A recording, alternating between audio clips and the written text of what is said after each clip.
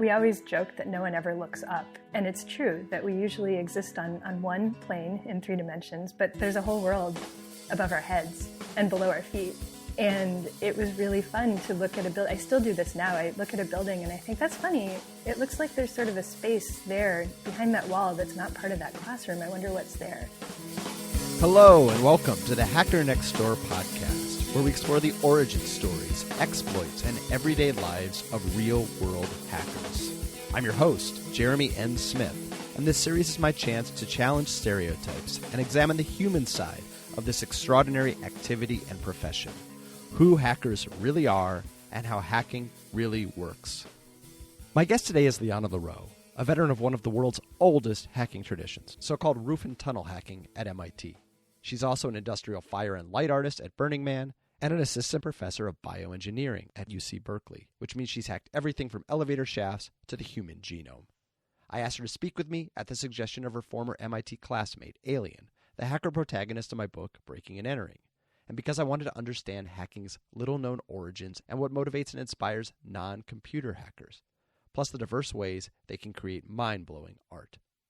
Liana supplied that and more with grace and candor. Listen to her a minute, and you'll be impressed by how level-headed she is. Listen for another minute, and you'll realize how cool it would have been to be a classmate of hers, or how cool it could be now to be one of her students. Welcome to the podcast, Liana. Thanks. Hacking at MIT predates the invention of computers. What is a roof and tunnel hacker? Roof and tunnel hackers are people who are really curious about what's around them, and they want to get to places that maybe most people don't go and maybe you're not supposed to be. So these are physical spaces. Yeah, physical spaces. And there's also a side of it that involves maybe accessorizing those spaces by putting interesting pranks or interesting objects where people wouldn't expect them. How old is this tradition, and how did you discover or get recruited to do it? It's decades old. I really don't know when it started, but I know that it's been a huge tradition at MIT for generations. And when I got to MIT as a freshman, the very first thing I did during orientation week was go on an Orange tour. And that's an unauthorized, off-limits tour of campus that goes to rooftops and sub-basements and steam tunnels. And many freshmen are taken on these tours. And so I stumbled into this and I was completely hooked. Why is it called an Orange tour? I think when they started, the tour guides, so that they were easily visible, wore orange jumpsuits that somebody had gotten from the Howard Johnson's chain. And those orange jumpsuits were really visible at a distance, and so the freshmen knew to follow the people in orange. But eventually this caused a problem because, unfortunately, the campus police also knew to follow the people in orange. And so after it became clear that the orange marked you as the person in charge, they switched to wearing all black to blend in a lot better. If you do this activity, is it public, like being on the school newspaper or soccer team, or do individual participants generally remain anonymous outside the group? It's anonymous, and it's pretty secretive. So we're doing things that are technically illegal, although really not super illegal in the context. But it's anonymous because we're not supposed to be there. And it's also anonymous because there's a big tradition of really not taking a lot of credit for your accomplishments. It's supposed to be these anonymous groups working in the background, not things that you put on your resume. So I want to try to picture this. Even if the hackers themselves are generally anonymous, the most famous hacks, at least, are, as you said, extremely clever pranks that other people can see. What are some examples of that? Well, I think the one that's probably the best known is the police car on top of the dome. So MIT has these 2 large stone domes on its main campus. And in the 90s, I think early 90s, hackers put what looked from a distance to be a completely accurate police car, complete with flashing lights on top of the Great Dome. And how did they do that? Engineering. They did it in parts. They brought the car up in components and assembled it all up on the roof. And did they do this? Clearly they couldn't do this at daylight. So you have to be able to pick a lock. You have to be able to climb up a ledge and onto a dome. You need to be able to disassemble and assemble a car in the dark, carrying 50-pound backpacks that probably took a little practice. What was the practice or prep you think for a job like that? Yeah, I mean, I wasn't there for that, but yeah, exactly what you described. I mean, there's a lot of moving pieces. There's a lot of things you have to figure out ahead of time. How are you going to get these bulky pieces up to the roof? Can they fit up through the hatch that gets there? Do they get pulled up the side of the building? And I think part of what makes hacking so much fun from the inside is figuring out these technical challenges. And part of what makes it so cool from the outside is looking at things that look like they might have been almost impossible to do. I mean, it sounds like a ship in a bottle, except it's a police car on a dome. It's like that times a million. You have to have this super ingenuity, but you also, I would think, just the man hours or woman hours would be immense for a hack like that. Absolutely. Yeah. I imagine that they prepared for months. I imagine that they had different people sorting out the different components, solving each of these individual problems, testing out approaches. I know that the hacks I've been involved in were sometimes incredibly time consuming and involved really a lot of advanced planning. Is there an example of that you can share from your own experience? Yeah, one of my favorites for a lot of reasons was when we made the elevators in the student center talk. I'm listening. Okay, so we wanted to make the elevators talk whenever the elevator hit a floor, but we also didn't want to cause any problems with the elevators. It seemed like a big safety concern, so we didn't want to hack into the actual electronics controlling the elevator. And elevators in general are something that hackers are very, very careful about because they are actually very dangerous. And if I could go back in time, I might tell my younger self not to do this. But the idea was that instead of hacking into the elevator circuits, we would put a sensor on top of each elevator that would detect what floor it was on based on little patches that we had taped to the elevator shaft at different positions. And then when it detected the patch for instance, the third floor, it would say something witty. Now, the idea was pretty simple, but the implementation took a lot of work because we were not yet full-grown engineers. We were figuring a lot of things out as we went. So somebody designed a circuit board. This was before the days of Arduinos and microcontrollers that made this really easy. So somebody designed a circuit to play these little bits of sound when it got to each floor and set up the sensor circuit. And then other people figured out how to get on top of the elevators and how to adjust everything. And so to get the whole thing working, we did not use the best engineering processes in designing the circuit. And so I ended up spending 2 full nights sitting on top of an elevator, adjusting it so that it had the right sensitivity for every floor. I mean, I was going to say, even if you had the technology perfect, you still have to somehow get inside an elevator. And when I say inside an elevator, I guess I really mean inside and outside an elevator shaft. Yeah, exactly. And that was the hard and sort of scary part. And you're 18, 19, 20, 21 years old. This is the kind of cohort that's doing this? Wow. Definitely. What was the kind of reaction and how long did it last that your installation was up? It was great. We thought people would just interact with this they'd get in the elevator, they'd hear it say something and get a little bit surprised and then go on with their day. But what actually happened is that people filled the elevators all day long, pushing every button to go to every floor and just riding up and down. Because they wanted to hear every response you had. They wanted to hear the whole thing. That's right. And it was so gratifying to see people just getting this complete enjoyment out of it. But I think it probably only stayed up for about a day, maybe less. Usually the facilities crew is notified and comes and removes hacks. Sometimes hackers leave instructions for how to remove things safely because the last thing we want is for somebody to get hurt while they're doing their job cleaning up after us. It sounds almost like a Tibetan mandala, those elaborate designs in colored sand that take weeks or even months to kind of establish and at the end are just swept away to talk about the impermanence of existence. This is something similar in the sense that you do this thesis-worthy engineering project, and then it is sort of swept away, sometimes with your instructions and sometimes without them, often within just a few hours. Yeah, absolutely. And one thing is it means that the construction quality doesn't have to be something that can last forever. So we're not thinking about this circuit being used for years or this wooden thing holding together for years. But yeah, the things are really impermanent. And I guess we hope that things get seen by somebody before it's taken down, or at least that there's good photos that we can share later. You're the ultimate demoers. Yeah, exactly. Prototyping. It's all prototyping. The joke is that some students get so into this that roof and tunnel hacking becomes its own major, like math or computer science. Was that the case for you? Did you just focus on this one particular hack, or were you also exploring kind of day in, day out, building up the fundamental skills? Oh, this was definitely my priority. to the regret of some of my professors, I'm sure. It really became my main hobby and interest while I was on campus. And it was mostly a nighttime activity, which meant that I stayed up very late many nights and slept a lot during the day. What is interesting or addictive about the exploring itself? And what's the community of fellow hackers? Well, I've always really liked exploring things. I loved climbing trees when I was a kid. I like rock climbing. I like the sort of physical aspect of that. And I also like figuring out what's behind a wall, figuring out where the empty space is inside a building that isn't obvious from the outside. So there was a lot of interest in just exploring our environment. And some of that was in service of figuring out how you would get something onto a roof. But some of it was just for fun. And we spent a lot of nights finding little shafts that went up the inside of buildings or areas of sub-basements that you couldn't get to without squeezing through tiny little spaces. I was pretty tiny in college, and I could fit places that none of my friends could fit. So it sort of became a game to figure out who could get into these spaces.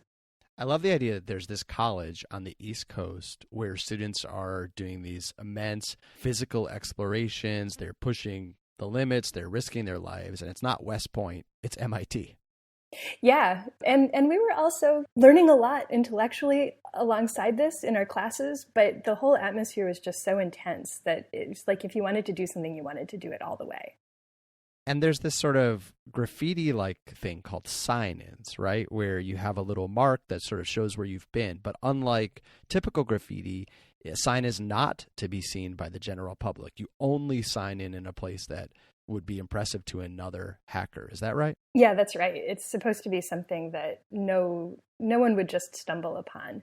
Something that is, if you get somewhere and you think, wow, I'm the first person who made it in here, and then you see a sign in and you realize someone was there before. So you build, but you don't take credit, and you explore, and you can't be seen.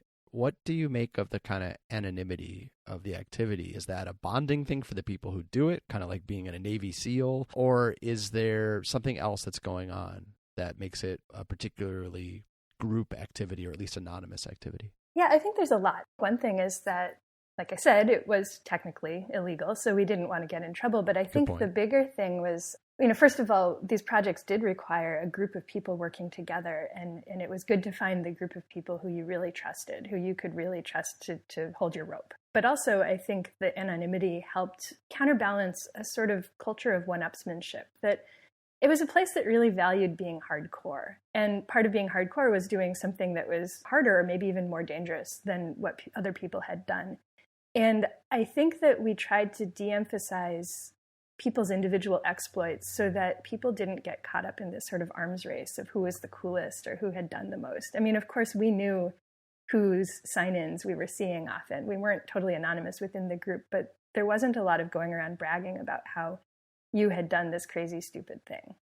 So what is the community of fellow hackers? Is there a meetup spot? How do you even know each other if this is happening in the dark, or do you just find each other when you cross through the same steam tunnel or elevator shaft? It was, I would say back then, and this was a long time ago, and a lot of things have changed. Back then, there was a community that met up on Saturday nights. It was informal, but people knew where to find each other at the beginning of the evening, where by beginning of the evening, I mean midnight. And then the other nice thing is that people would come back from exploring by a sort of defined time, I think usually 3 a.m. And we knew that if people didn't return when we expected them, that maybe something had gone wrong and we should go try to figure out what was going on. Of course, nothing ever went really wrong, but it was at least good to know that someone knew where you were. I was lucky enough to have a group of, at the time, current MIT undergraduates take me on a tour like this. And we went through the steam tunnels and we went along some ledges. And indeed, I got on top of the dome. I didn't bring a police car or a telephone booth or anything like that with me. But the next day, I saw the world differently. You just don't see things at the sort of flatland of normal existence. The sidewalks almost look like narrowly defined paths and mazes. And I just kind of kept looking up and seeing, what would it be like to be there? What would it be like to look down from there? Did you have that same alteration of perspective over time as you did this activity, or is that just sort of a first-timer's adrenaline rush? Oh, no, that was definitely part of it. We always joke that no one ever looks up, and it's true that we usually exist on one plane in 3 dimensions, but there's a whole world above our heads and below our feet. And it was really fun to look at a building. I still do this now. I look at a building and I think, that's funny. It looks like there's sort of a space there behind that wall that's not part of that classroom. I wonder what's there. Or you start noticing that there's all this infrastructure. I mean, cities are amazing because I grew up in a little rural town where, there were telephone lines above ground and no sewer system. That was it. But when you're in a city, all of this infrastructure is hidden out of sight. And it's really fascinating thinking about it, how it all works. The first 100 pages of my book, Breaking and Entering, cover this scene in part. And researching it, I remember being impressed by how grown up MIT hackers seem compared to typical college students, just sort of what they're taking on a daily basis or for these elaborate hacks that sometimes other people see. At the same time, they're also taking enormous risks, and students have gotten seriously hurt or even died doing hacking. So I guess I wonder if, looking back, do you feel that the rewards outweighed the risks? For me, they did, but it's definitely something I think about more now that I'm older. The story I was telling a few minutes ago about the elevator, that was actually one of the most dangerous things I've done in my life. And I think I would really go back and tell myself and tell anyone who's interested in it that that's really stupid. Just don't do that. But at the same time, but at the same time, a lot of what we were doing was very careful. And I think it's a culture that really values safety. So when we're doing something, we're always thinking about, is this a safe way to do this stupid thing? What's the way that we can sort of reduce the risk the most? And people prepared a lot for things. I think that it is still pretty dangerous. And of course, that's why we're not supposed to do it. You graduate and get into serious academic science, but you also channel that hacker energy into building crazy industrial art. What are some of the pieces you've helped create, and how do they connect to your earlier MIT hacking? Yeah, it was really great. I had left MIT, I went to grad school at UC Berkeley, and I realized I was missing this sort of creativity and this sort of group effort to make something amazing. And then I stumbled into some Burning Man art projects that I'm in a group called Ardent Heavy Industries that is most famous for something they did before I met them. They made Dance Dance Immolation, which is the game Dance Dance Revolution, the arcade game where you dance. But in this version, you wear a full aluminum coated proximity suit, and when you make mistakes, a flamethrower shoots you in the face. This sounds like, I don't know, James Bond, Austin Powers, something like that. Yep. Yeah. Well, so that was, I think it's in the Guinness Book of World Records as the world's hottest video game. But that was a few years before I met them. And then more recently, we've done a few things I was just so excited to be part of. A few years ago, we did a piece called Straight Edge. And Straight Edge was an installation at Burning Man that was essentially a 3-mile long series of fence posts with LED lights that let you see the curvature of the Earth. So we know the Earth is round, but until you see it from space, you really just don't know that. And there's this effect called the overview effect, where astronauts, the first time they look down at the Earth, they see it as this whole entity. It's a totally different perspective. And of course, we can't get that here on Earth without going to space, or so we thought. But we thought maybe we could at least do something that would help people see the scale. And so the idea is that we measured out this really long line of lights, and then we had one line of lights that followed the curve of the Earth, just like you would normally see as the flat surface. And then the other line of lights was a tangent to that. It was a straight line that sort of goes straight off of the surface of the Earth, and you could see how far those diverged. So over the 3 miles of this line, the difference was about 5 feet. So that's how much the Earth curves. It's like you invented, or didn't invent, but made manifest non-Euclidean geometry almost. Yeah. Well, it was really, we had no idea, like how much does the Earth curve in 3 miles? So I loved doing that, and I loved watching people interact with it and figure out what we were trying to show. And for people who don't know, how would you describe Burning Man in brief, if possible, and where does industrial light art fit in? Yeah, so Burning Man is a big festival. It started as a gathering of sort of free spirits and like intense people. I mean, exactly, honestly, the type of people who turned out to be MIT hackers. When I was an undergrad over 20 years ago, a lot of my friends from MIT went to Burning Man back then, when Burning Man was a tiny little thing. But it's now grown into a festival of about 80,000 people. So it's a temporary city. People come with only what they can carry in their car, and they build up all of civilization by their own rules. We try to see how much of the outside world we can get rid of, and how much of civilization gets reconstructed when you build a temporary city of 80,000 people for a week. And part of that is the art. So people really like to push the limits. It's in this desert in Nevada that's a totally flat, dry lake bed, nothing around for miles. So you can set things on fire, you can do these incredible big fire art pieces without harm to anything. Nothing is going to catch on fire. And people have used that extreme environment to really do some amazing large-scale art installations. So you go from police car on the dome to city in the desert. Is there a connection you make between the hacks you did at MIT and hacking and the kind of art? Is it a form of hacking as you see it?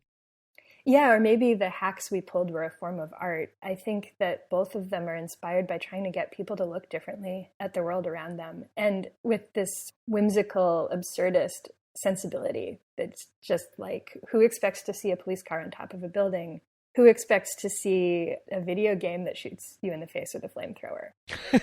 It sounds like if roof and tunnel hacking was its own major, this was its own PhD for you. Yeah, I guess that's one way to think about it. And it definitely felt like the sort of the grown-up version in a way, because the resources we had were so much bigger for Burning Man art. I mean, the budget is a lot larger. The level of engineering is a lot more serious. The need for safety is a lot higher, because when you're working with something like, flamethrowers, you really want to be safe in how you do it. And so there was a lot of appreciation for very serious engineering. And that really spoke to everything I had learned as a hacker at MIT. And on the upside, you don't have to do it in secret in the same way. You're not actually dodging campus police while you're setting this up. So it doesn't all have to happen between midnight and 3 a.m. Yeah, that makes the job a lot easier. Although we replace the need to do it secretly in the middle of the night with the need to do it in a 100-degree desert with no sanitation. I remember talking to a friend who went from wildlife biology to marine biology, and he talked about doing observations and experiments underwater. And he's like, everything we do would be extremely simple if it wasn't underwater. But because it's underwater, it's impossible. It takes forever. Yeah, I do feel like sometimes this is really just the art form of making your life as complicated as possible. And actually, my art group, Art and Heavy Industries, our motto is engineering solutions for problems that don't exist. Brilliant. So you're also, of course, a bioengineer. You lead a research lab. In layman's terms, what do you do? I try to understand how information is encoded in our genomes and then how that information specifies how life works.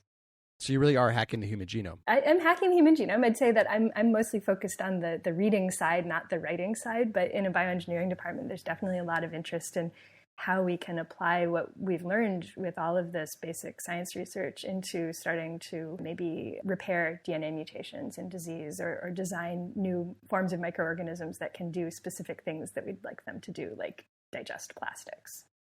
Whoa. Do you see your outside hacking as a totally separate interest, or does your experience at MIT and Burning Man inform and even help you in your work in the lab?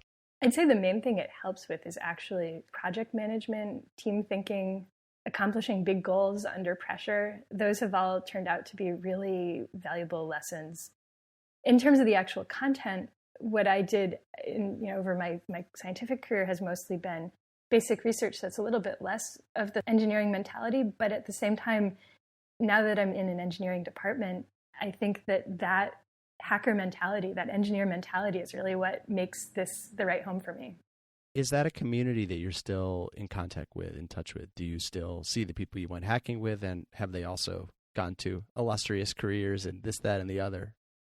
Some of them, yeah. I mean, well, they've all gone on to do interesting things. I'm not in contact with everyone. Moving to California for grad school a few years after college meant that I moved away from the MIT community that tends to stay in Boston for a long time. But I've definitely stayed in touch with a lot of them. And in fact, my partner of many years is somebody who I met on Orange Tours, in fact. And he is also a professor at Berkeley. So I'd say that part of it has stuck with me for a very long time.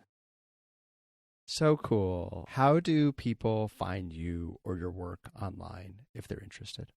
Well, my lab website is at lareaulab.org, but if you're interested in more about hacking, you can see a full gallery of anonymous hacks at the MIT IHTFP Hack Gallery, which I used to be a staff member for. So that's at hacks.mit.edu. Wonderful. Thank you so much, Liana. This was really fun. Thank you again to Liana Lareau and all my amazing guests over the last 10 episodes. Thank you to Furniture for our theme music, and thank you for listening. Please rate, review, and share this podcast series with friends. And stay tuned to the end of this episode for one last bonus story from the hacker next door.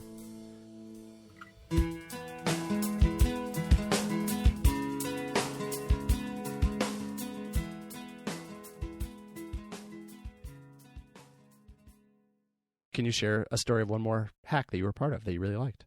Yeah, I mean, one of the things that was the most fun and the most whimsical and also the most fun engineering-wise was one year for commencement, the speaker was the head of NASA, and we decided that we should welcome him in some way. And so we celebrated commencement by floating a helium blimp, free-floating helium blimp over graduation, and then at a certain point it released its payload of dozens of stuffed animal beavers with little MIT parachutes that parachuted down on top of graduation. The beaver, of course, being the mascot of MIT. The beaver is the mascot, nature's engineer. And it was just such an amazing moment seeing this whole thing work, where remote control released the beavers, they floated down over the crowd, and it was right at the end of graduation. And so people started seeing these little parachuting things coming down towards them, and they started running to catch them. And unfortunately, the wind caught them, and they were drifting over Killian Court and into the Charles River. And there's a road there, Memorial Drive. And at first, the police were trying to stop people from running across the road to catch the beavers. But eventually, they gave up, and they stopped traffic so that people could run to try to catch parachuting beavers at the end of graduation. And that was just such an amazing moment.